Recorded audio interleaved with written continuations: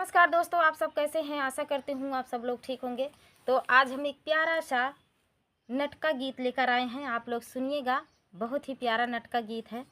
तो इस गीत में दुल्हा मिलता है सांवर और गोर, तो उसी के ऊपर ये गीत बना है कि लोग कहते हैं कि गोरका सभी के मन भाता है, लेकिन संवरका किसी को मन नहीं भाता।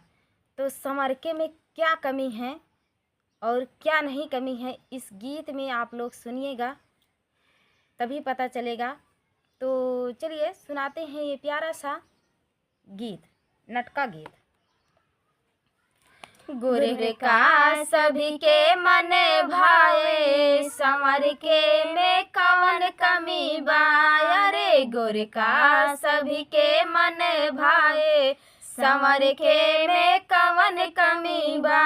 अरे गोरका सभी के मन भावे, संवरके में कौन कमी बा।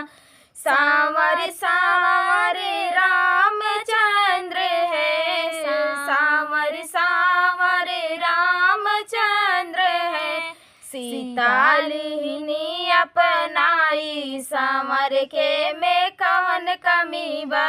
अरे सीता लिहिनी अपनाई, संवरके में कौन कमी बा। गोरका सभी के मन भाए, संवरके में कौन कमी बा। गोरका सभी के मन भाए, संवरके में कौन कमी बा।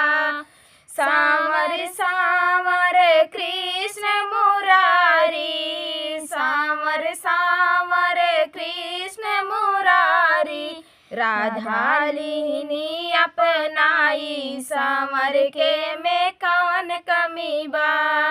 राधा लिहिनी अपनाई, संवरके में कौन कमी बा। गोरका सभी के मन भावे, संवरके में कौन कमी बा। गोरका सभी के मन भावे, संवरके में कौन कमी बा। सांवर सांवर शिव भंडारी, सांवर सांवर शिव भंडारी। गौरा लिहिनी अपनाई, संवरके में कौन कमी बा।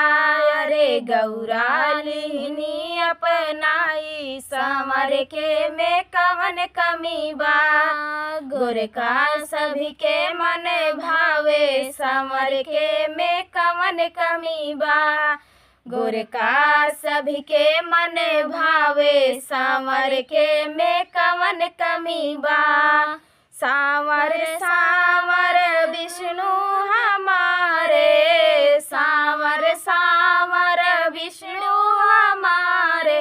लक्ष्मी लिहिनी अपनाई, संवरके में कौन कमी बा। लक्ष्मी लिहिनी अपनाई, संवरके में कौन कमी बा। गोरका सभी के मन भावे, संवरके में कौन कमी बा। अरे गोरका सभी के मन भावे, संवरके में कौन कमी बा। तो ये प्यारा सा नटका गीत आप सबको कैसा लगा दोस्तों, कमेंट में ज़रूर बताना। मिलते हैं अगले वीडियो में, तब तक के लिए जय श्री राम।